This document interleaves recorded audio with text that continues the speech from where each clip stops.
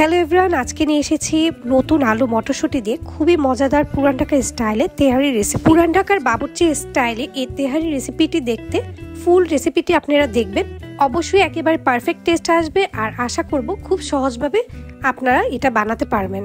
চলুন দেখে নিই ফুল রেসিপিটি। এখানে আমি কিছু মশলা নিয়েছি। এখানে আছে জয়ফল, জয়ত্রী, এলাচ, দারচিনি, লবঙ্গ, এগুলো মিলে প্রায় হাফ কাপের মতো হয়েছিল। আমি একটু ভিজিয়ে এগুলো বেটে নিয়েছি। তারপরে একটি প্যানে আমি প্রায় 2 কাপের মতো পেঁয়াজ কুচি দিয়েছি আর 2 কাপের মতো তেল দিয়েছি। তেলটা একটু বাড়িয়ে দিব এতে করে যাতে পরবর্তী বিরিয়ানিটা আমি এই তেলেই রান্না করতে পারি। এরপর দিয়ে দেব গোটা এলাচ, দারচিনি আর তেজপাতা। এগুলোকে আমি ভালো মতো একটু ভেজে নেব, একেবারে বেরেস্তার কালার আসা পর্যন্ত আমি পেঁয়াজটাকে ভাজবো। এই পর্যায়ে 1 টেবিল চামচ আমি লবণ দিয়ে দিলাম যাতে করে আমার পেঁয়াজটা খুব তাড়াতাড়ি লাল হয়ে যায়। পেঁয়াজটা আমি বেরেস্তা হওয়া পর্যন্ত ওয়েট করছি। আর এই পর্যায়ে দেখিয়ে দিচ্ছি আমার গরম মশলা যে বেটে রেখেছিলাম সেটা ঠিক এরকম হয়েছিল। এরপর আমি পেঁয়াজে পানি দিয়ে দিলাম এখানে 1/3 কাপ আদা বাটা আর 1/4 কাপের মতো রসুন বাটা। এই সব কিছু দিয়ে আমি ভালো মতো একটু কষিয়ে নিচ্ছি। আদা রসুনটা আমি ভালো মতো একটু কষিয়ে নেব মশলার সাথে, তারপর বাদ বাকি ইনগ্রিডিয়েন্টসগুলো আমি অ্যাড করব। এই পর্যায়ে 2 কাঁচামরিচ দিলাম, এতে করে ফ্লেভারটা ভালো আসবে। আর আমার বেটে রাখা গরম মশলাটা আমি এখানে দিয়ে দিলাম। এরপর খুব ভালো মতো মশলাটাকে কষিয়ে নিচ্ছি। আপনারা কিন্তু এই প্রসেসে রান্না করলে একেবারে একটি পারফেক্ট টেস্ট আসবে, অবশ্যই এভাবে ট্রাই করবেন। এই পর্যায়ে দিয়ে দেবো 2 চা চামচের মতো গুঁড়া মরিচ, তারপর দিয়ে ভালো মতো কষিয়ে নিচ্ছি। দিয়ে দেবো 1 টেবিল চামচের মতো ধনিয়া গুঁড়া, তারপর আমি আরেকটু ভালো মতো কষিয়ে নিচ্ছি। এই পর্যায়ে কিন্তু খুব ভালো মতো মশলাটাকে কষাতে হবে যাতে করে আমার কোনো রকম কোনো মশলার গন্ধ না আসে, আর মশলাটা কষালে কিন্তু টেস্টটা অনেক ভালো আসবে। তারপরে যখন একটু তেল উঠে আসবে এই পর্যায়ে আমি দিয়ে দিব 2 টেবিল চামচের মতো টমেটো সস। এরপর দিয়ে দেবো 1 চা চামচের মতো গরম মশলা গুঁড়ো। যেহেতু আমি বাটা ইউজ করেছি তাই গুঁড়োটা একটু কমই দিলাম, জাস্ট একটু ফ্লেভারের জন্য। এরপর কিন্তু আমি অনেক সময় ধরে এই মশলাটাকে ভালো মতো কষিয়ে নিয়েছি। একেবারে যখন কষিয়ে এরকম তেলটা উপরে উঠে আসবে আর একেবারে দেখতে একটু কালচা হয়ে আসবে, তখন আমি এখানে আমার ধুয়ে রাখা বিফটাকে দিয়ে দিব। এখানে আমি প্রায় 2 কেজির মতো বিফ নিয়েছি, ছোট করে টুকরো করে নিয়েছি তেহারির সাইজে। তারপর আমি খুব ভালো মতো মাংসটা মশলার সাথে কষিয়ে নিচ্ছি।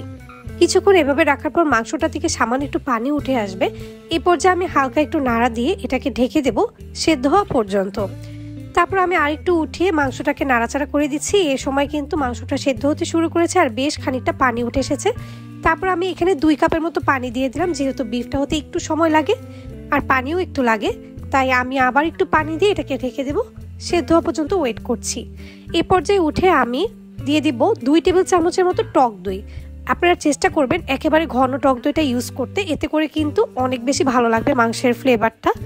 তারপরে যখন একটু হয়ে এসেছিল আমি এখানে ছোট আলু দিয়ে দিয়েছিলাম আর দিয়েছিলাম অনেকগুলো কাঁচামরিচ। আপনারা যে নতুন আলুগুলো বের হয়েছে ছোট, এগুলো দিলে টেস্টটা অনেক বেশি ভালো আসবে।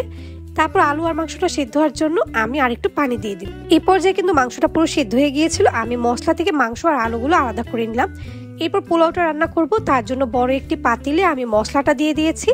এরপর আমি পানি দিয়ে দিলাম প্রায় 2 কেজি থেকে একটু বেশি, 2200 গ্রামের মতো, যেহেতু আমার চাল ছিল 1.5 কেজি আর মাংস ছিল 2 কেজির মতো। পানিতে আমি দিয়ে দিলাম 2 টেবিল চামচ গুঁড়ো দুধ আর প্রায় 8-10টা কাঁচামরিচ। আর এখানে কিন্তু আমি মটরশুঁটি একটু সেদ্ধ হতে দিয়েছি। পানিটা যখন বলক চলে আসবে আমি চালটা ধুয়ে ভালো মতো দিয়ে দিব পানির সাথে। চালটা কিন্তু ধুয়ে আমি প্রায় 10 মিনিটের মতো ভিজিয়ে রেখেছিলাম। আপনারা চাইলে একটু ভিজিয়ে রাখতে পারেন, এতে করে কিন্তু চালটা খুব তাড়াতাড়ি হয়ে যায়। তারপর একটু নাড়াচাড়া করে এইটা আমি একটু ঢেকে দিলাম। তারপর একটু উঠিয়ে আমি এখানে দিয়ে দিলাম মটরশুঁটি আর একটা টমেটোও দিয়েছিলাম। তারপর যখন চালটা ঢেকে একটু হয়ে আসবে তখন অ্যাড করে দিলাম আমার মাংস আর আলুগুলো।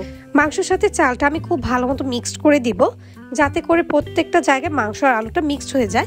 এই পর্যায়ে আমি ঢেকে দমে দিয়ে দিব প্রায় 15 মিনিটের জন্য। প্রথমে 15 মিনিট আমি একটু ঢাকনা তুলিনি, তারপর এক পাশ উল্টে দিচ্ছি উপরটা যাতে ভালো মতো হয়ে যায়। নিচে উল্টে দেওয়ার পর প্রায় 20-25 মিনিট আমি এভাবেই রেখেছিলাম। এই দেখুন কালারটা কত সুন্দর এসেছে, একেবারে পুরান ঢাকার বাবুর্চির মতো। আর খেতেও কিন্তু অসম্ভব মজা হয়েছিল। আপনারা অবশ্যই বাসায় এটা ট্রাই করবেন আর আমাকে জানাবেন কেমন হয়েছে। আর ভালো লাগলে একটি লাইক দিবেন। ধন্যবাদ সবাইকে।